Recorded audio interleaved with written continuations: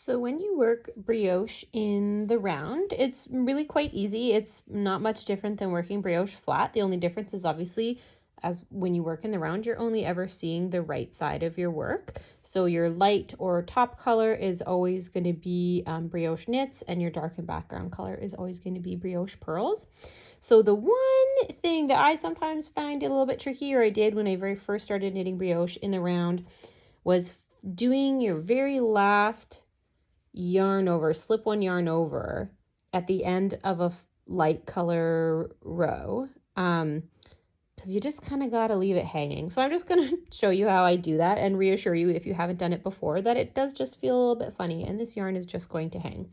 So if you imagine, I am doing a dark brioche pearl round right now, but let's just pretend I'm coming to the end of my light color brioche knit row.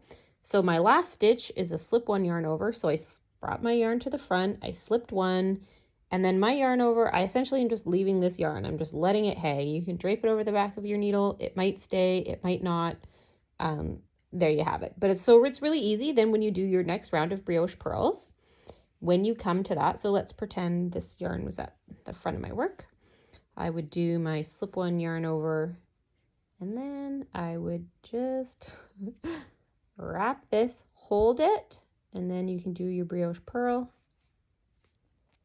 and then slide both your yarns to the back, and then you are ready to begin your next light color round.